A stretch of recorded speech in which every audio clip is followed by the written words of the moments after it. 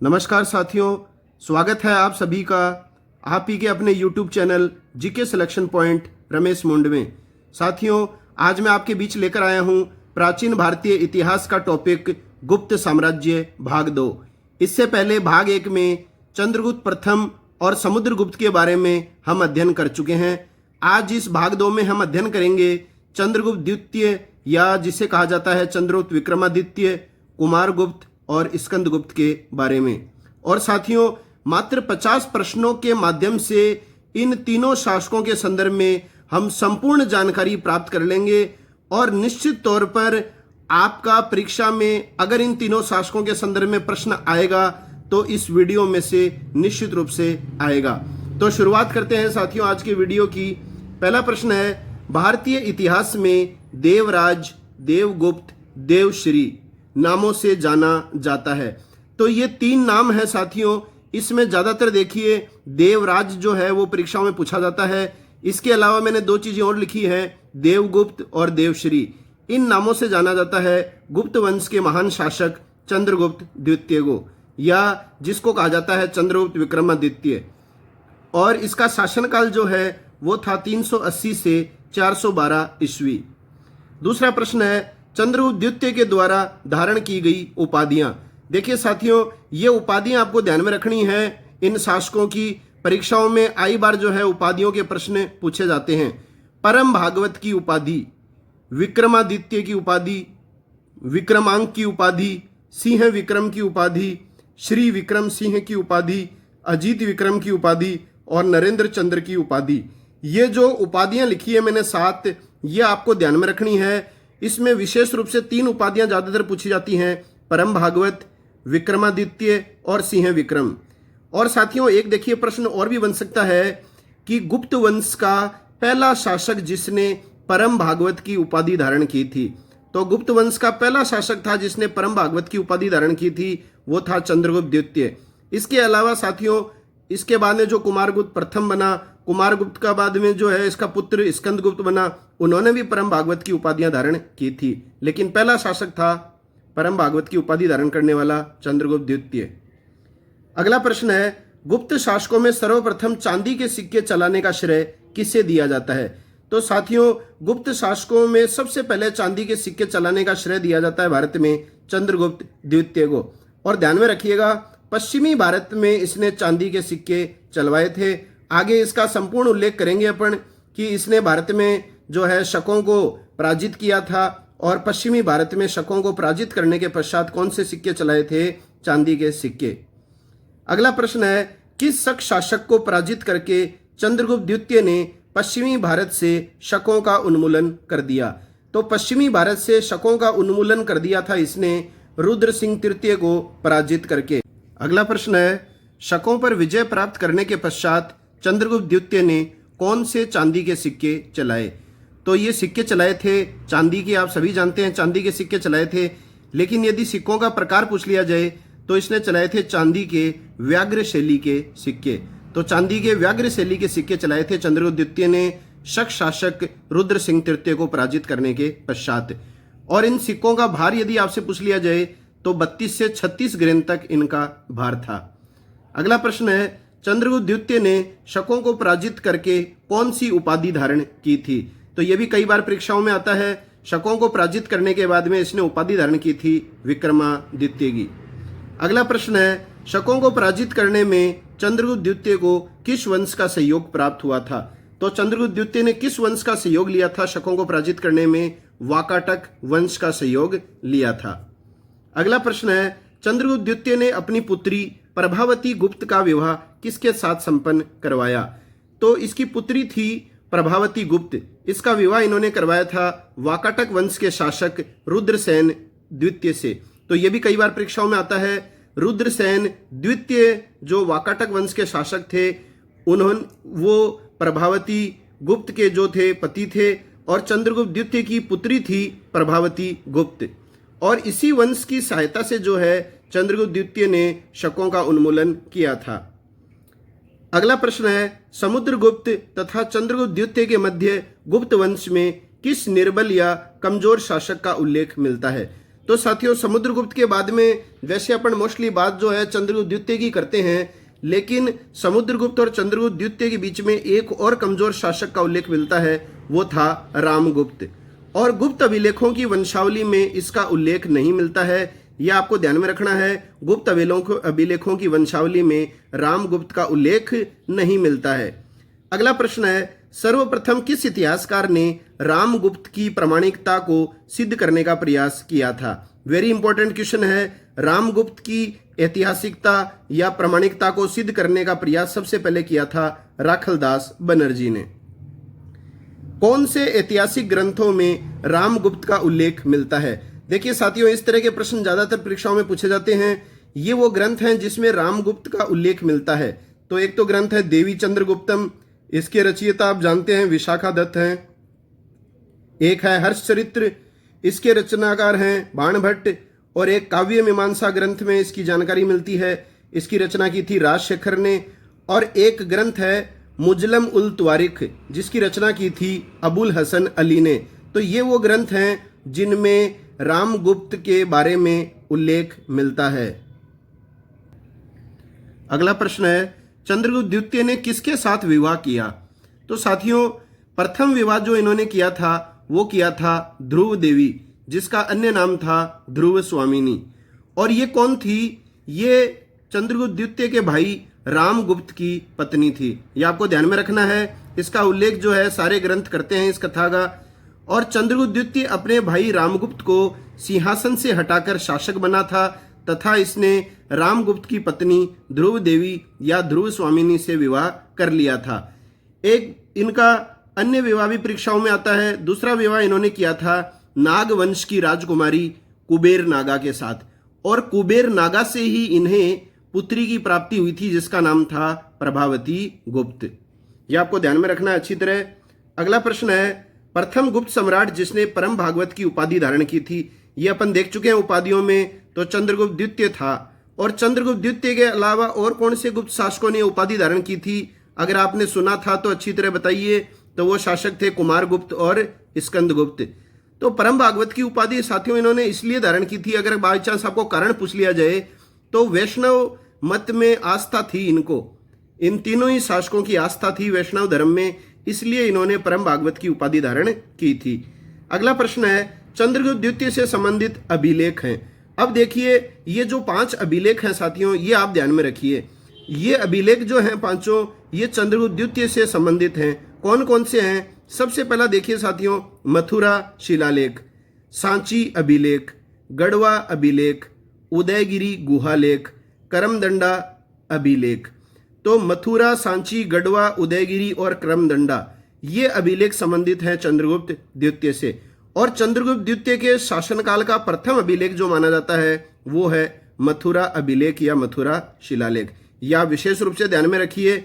और चंद्रगुप्त द्वितीय के शासन का जो वर्ष बताता है कि चंद्रगुप्त द्वितीय का शासनकाल का प्रारंभिक वर्ष क्या था, वो बताता है मथुरा शिलालेख। इसके अलावा साथियों एक प्रश्न आता है, शिखर स्वामी किसका मंत्री था? तो चंद्रगुप्त द्वितीय का मंत्री था शिखर स्वामी। और इसका उल्लेख किस अभिलेख में मिलता है? करमदंडा अभिलेख में। यह आप ध्यान में रखिए, अलग से प्रश्न नहीं बनाया है, इसी में इस प्रश्न को समाहित कर दिया गया है। अगला प्रश्न है, चंद्रगुप्त द्वितीय के शासनकाल में कौन चीनी यात्री भारत आया था? मोस्ट इंपोर्टेंट प्रश्न है, आपने पढ़ भी रखा होगा। वो चीनी यात्री था फाइयान। इसके अलावा साथियों एक हेनसांग और पूछा जाता है। हेनसांग किसके शासनकाल में आया था? तो है से है मिला दो, हर्षवर्धन के काल में। तो फाइयान ने ग्रंथ लिखा था फाको आकी ग्रंथ। और कितने वर्ष तक ये भारत में रहा? 6 वर्ष तक। अब देखिए साथियों, फाइयान ने अपने लेखों में कहीं भी चंद्रगुप्त द्वितीय के नाम का जिक्र नहीं किया है। हालांकि इसके शासनकाल में भारत आया था चंद्रगुप्त द्वितीय के काल में, लेकिन इसने अपने लेखों में कहीं भी सम्राट के नाम का जिक्र नहीं किया है। ये कथन आपको विशेष रूप से ध्यान में रखना है। अगला प्रश्न है, मेहरौली का लौह स्तंभ किस शासक की उपलब्धियों का वर्णन करता है? वेरी इंपॉर्टेंट प्रश्न है साथियों। मेहरौली का लौह स्तंभ जो है वो किस शासक की उपलब्धियों का वर्णन करता है? चंद्रगुप्त द्वितीय की उपलब्धियों का। और ये मेहरौली का जो लौह स्तंभ है ये धातु रसायन का अद्भुत नमूना है साथियों। लोहे से निर्मित होने के कारण भी ये स्तंभ जो है आज तक जंग की चपेट में नहीं आया है। इस स्तंभ पर आज तक जंग नहीं लगा है। तो इसके संदर्भ में एक बात और आप ध्यान में रख सकते हैं, इस स्तंभ पर चंद्रगुप्त द्वितीय का चंद्र नाम मिलता है। तो इस स्तंभ पर चंद्रगुप्त द्वितीय को क्या कहा गया है? चंद्र कहा गया है। अगला प्रश्न है, चंद्रगुप्त द्वितीय के दरबार में कितने विद्वानों की मंडली निवास करती थी? तो 9 विद्वानों की मंडली निवास करती थी। चंद्रगुप्त के दरबारी 9 रत्न कौन थे? वेरी वेरी इंपॉर्टेंट प्रश्न है साथियों। इसके मैंने 2 ट्रिक आपके सामने लिखी हैं, कोई सी भी आप अपना सकते हैं। पहली ट्रिक है www. ये आप सब जानते हैं वर्ल्ड वाइड वेब इसकी फुल फॉर्म होती है। आपको यहाँ पर व्यक्तियों का नाम लेना है। पहले W का हो गया वराहमिहिर, दूसरे का हो गया वररुचि, तीसरे का हो गया बेताल भट्ट। तो www का ये हो गया, अमर का अमर सिंह हो गया, का कालिदास हो गया, धन का धनवंतरी हो गया, घाटे का जो हो गया वो घटकरपक हो गया, से का हो गया शंकु और छुपाया का हो गया अक्षपणक। तो ये सूत्र है www. अमर का धन घाटे से छुपाया। अमर का धन जो है वो घाटे से छुपाया। और ये ट्रिक याद नहीं होती है तो ये ट्रिक देख लेना, अमर काला धन घटे बेशक बार बार छापा मारो। अमर काला धन घटे मतलब आप बोल रहे हैं अमर काला धन घटे बेशक बार बार छापा मारो। तो अमर का अमर सिंह हो गया, काला का कालिदास हो गया, धन का धनवंतरी हो गया, घटे का घटकरपक हो गया, बे का जो है वो बेताल भट्ट हो गया, शक का हो गया शंकु, बार का हो गया वराहमिहिर, ये बार का हो गया वररुचि और छापा का जो हो गया वो हो गया अक्षपणक। तो सारे के सारे जो हैं 9 विद्वान इन सूत्रों में समाहित हैं।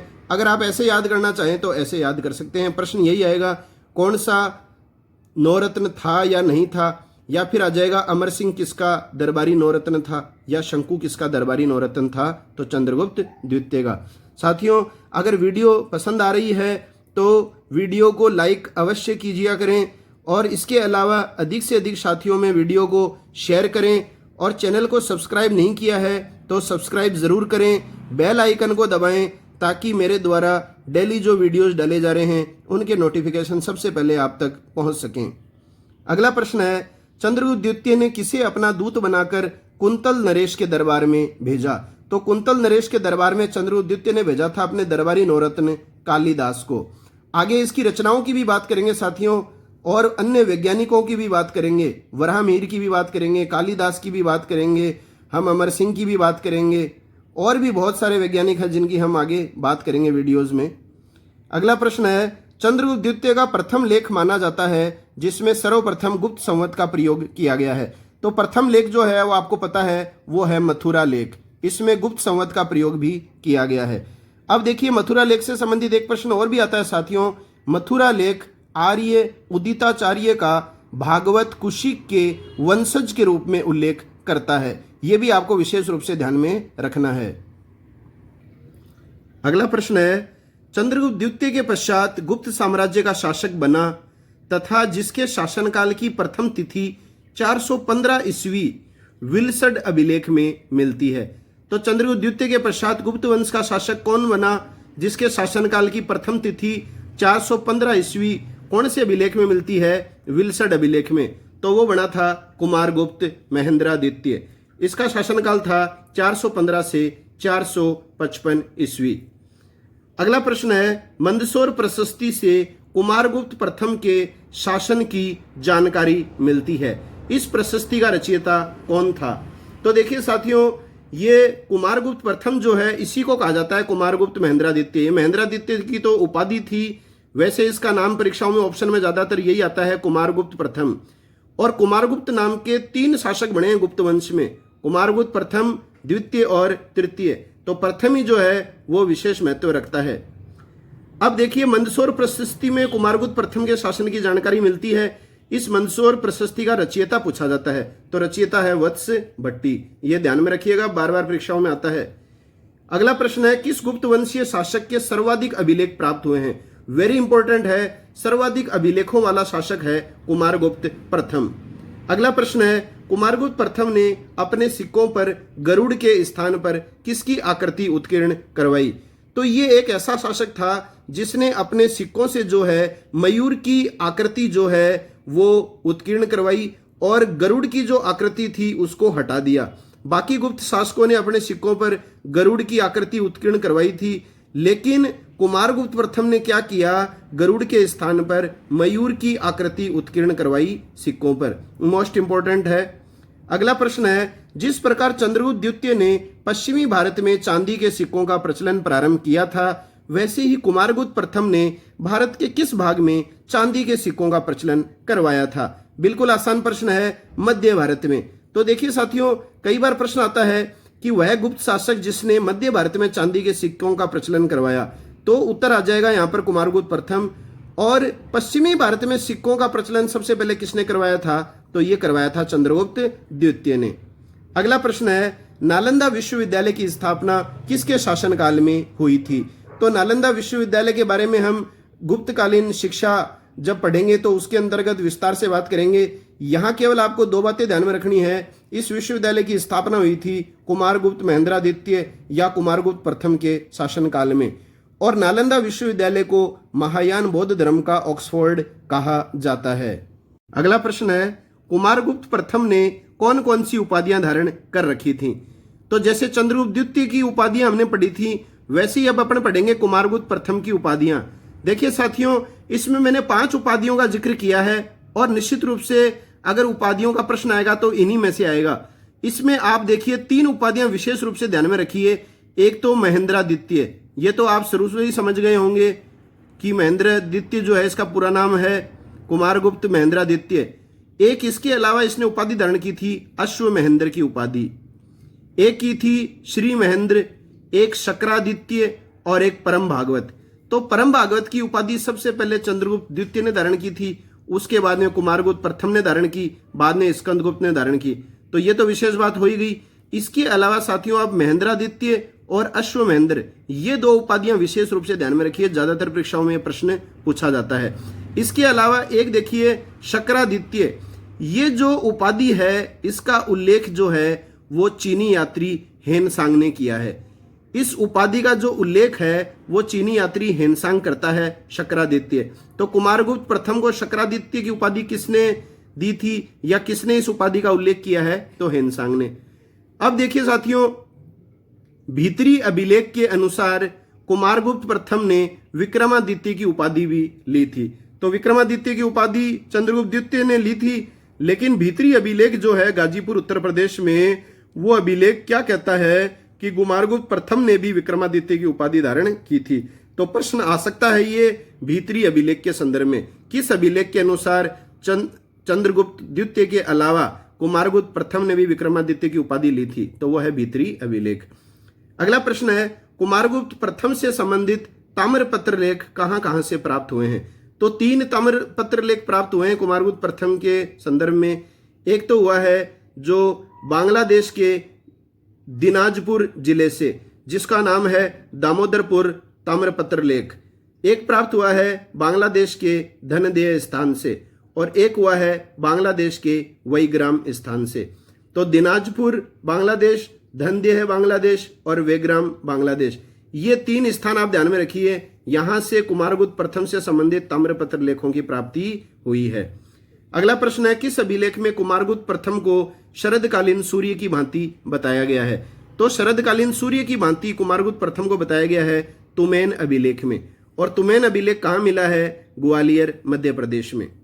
अगला प्रश्न है, कुमारगुप्त प्रथम के किस ताम्रपत्र लेख में भूमि क्रय विक्रय संबंधी विवरण मिलता है?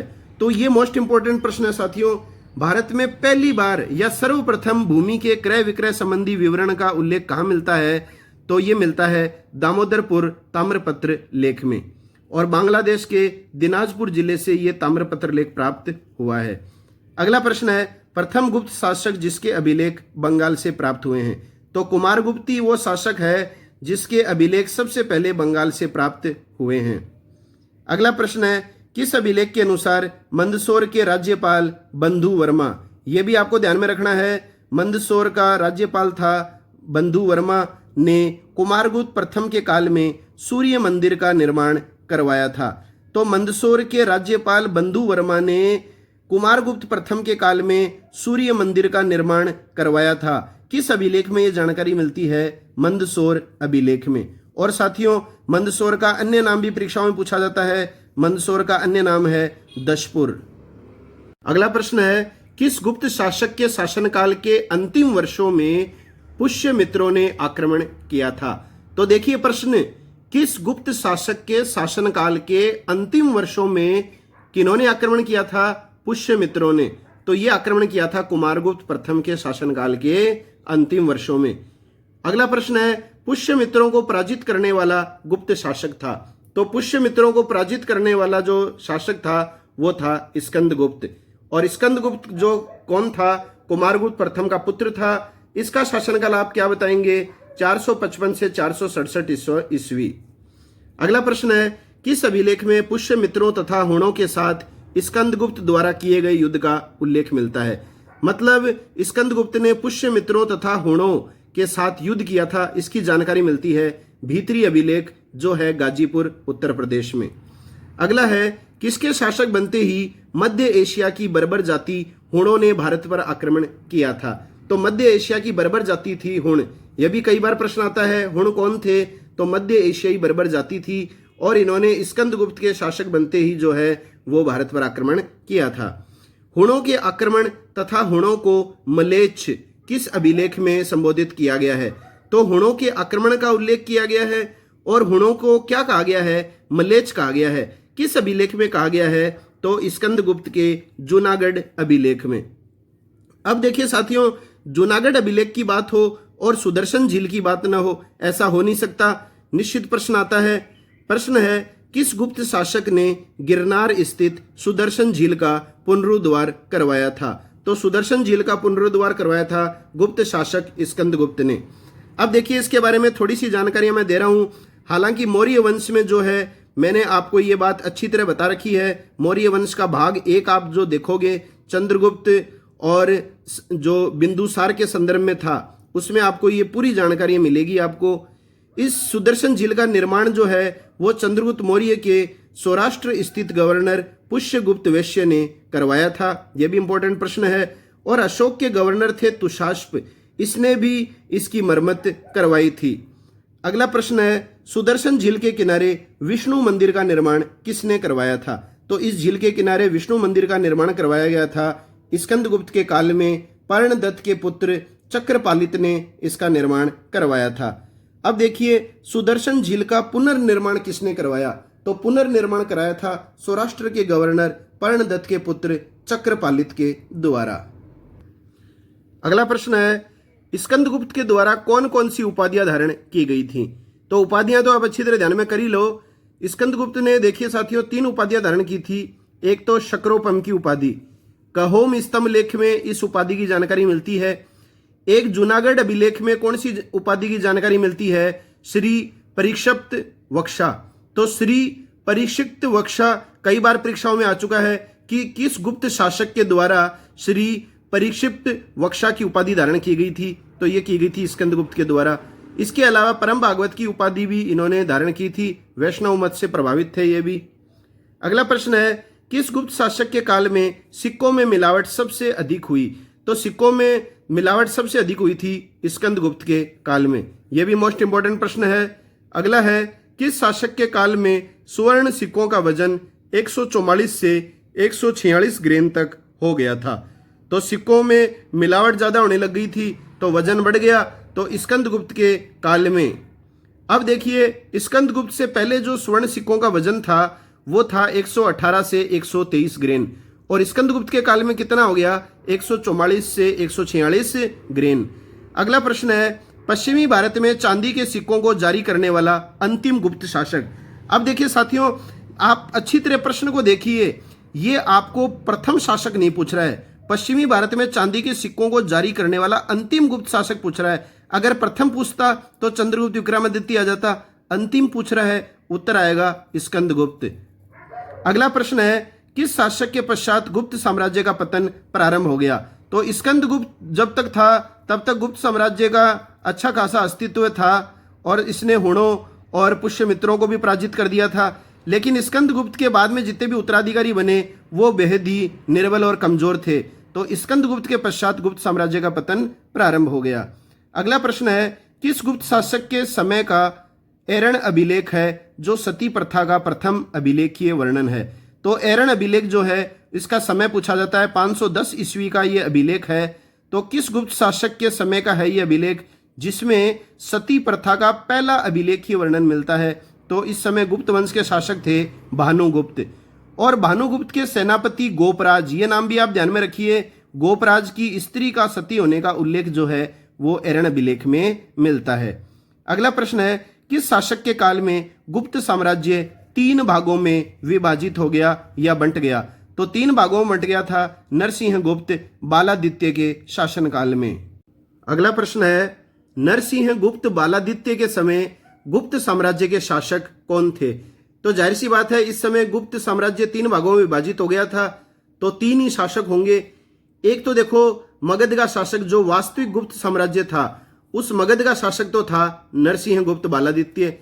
इसके अलावा मालवा का जो शासक था इस समय वो था भानुगुप्त, जिसके समय का जो है एरण अभिलेख 510 ईस्वी का हमें मिला है। सती प्रथा से संबंधित पहला अभिलेख जो है। एक बंगाल का शासक था वैन्यगुप्त। ये 3 शासक हो गए थे उस समय गुप्त साम्राज्य के, तीनों स्वतंत्र शासक थे। अगला प्रश्न है, स्कंदगुप्त का उत्तराधिकारी कौन था? तो स्कंदगुप्त के बाद में गुप्त साम्राज्य पतन की ओर अग्रसर हो गया था, लेकिन अगर आपको स्कंदगुप्त का उत्तराधिकारी पूछ ले तो आप स्कंदगुप्त का उत्तराधिकारी किसे बताएंगे? तो उत्तर आएगा पुरुगुप्त। ध्यान में रखिए, स्कंदगुप्त का उत्तराधिकारी कौन था? पुरुगुप्त था। अगला प्रश्न है, गुप्त वंश के किन शासकों ने उज्जैन तथा अयोध्या को अपनी राजधानी बनाई? तो देखो साथियों, वैसे तो गुप्त वंश की राजधानी अगर आपसे पूछा जाए तो पाटलिपुत्र थी। उज्जैन को राजधानी बनाई थी अपनी चंद्रगुप्त द्वितीय ने।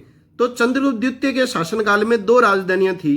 पहली राजधानी तो पाटलिपुत्र थी और दूसरी राजधानी इसने बनाई उज्जैन को। ये ध्यान में रखना, वेरी इंपॉर्टेंट क्वेश्चन है सारे। और अयोध्या को किसने राजधानी बनाई? तो उत्तर आ जाएगा स्कंदगुप्त ने। वीडियो का लास्ट प्रश्न है, गुप्त वंश का अंतिम शासक कौन था? तो साथियों, गुप्त वंश का अंतिम शासक था विष्णुगुप्त। तो काफी बार जो है किसी भी साम्राज्य का अंतिम शासक भी परीक्षा में आ जाता है। विष्णुगुप्त था अंतिम शासक, और इसने उपाधि धारण कर रखी थी चंद्रादित्य की उपाधि।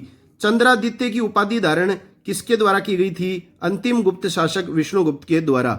अब देखिए साथियों, एक प्रश्न और भी बनता है, गुप्त वंश का अंतिम महान शासक आपसे पूछ ले तो अंतिम शब्द आप देख लेते हो तो आप उत्तर कर देते हो विष्णुगुप्त। ऐसा नहीं है। अंतिम महान शासक जो हुआ है वो हुआ है कुमारगुप्त तृतीय। यह आपको अच्छी तरह ध्यान में रखना है। तो साथियों, ये थी आज की वीडियो गुप्त वंश के 3 शासक चंद्रगुप्त, विक्रमादित्य, कुमारगुप्त और स्कंदगुप्त के संदर्भ में।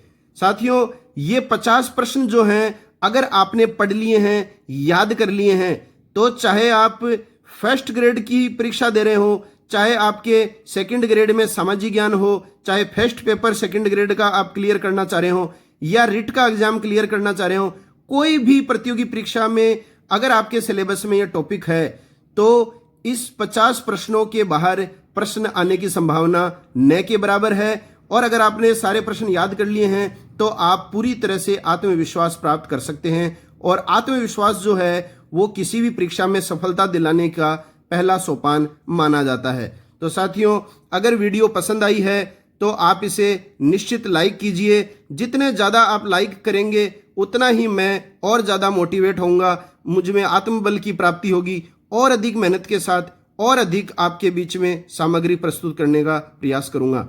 अधिक से अधिक सोशल मीडिया पर जो है मेरे इस वीडियो को शेयर कीजिए करें। इसके अलावा सब्सक्राइब अब तक नहीं किया है तो कृपया करके सब्सक्राइब करें, बेल आइकन को दबाएं ताकि मेरे द्वारा प्रस्तुत की जाने वाली वीडियोस के नोटिफिकेशन आपके पास सबसे पहले पहुंच सकें। तो जीके सिलेक्शन पॉइंट रमेश मुंड की ओर से जब तक अगला वीडियो नहीं आपके समक्ष प्रस्तुत हो जाता, तब तक के लिए जय हिंद, जय भारत।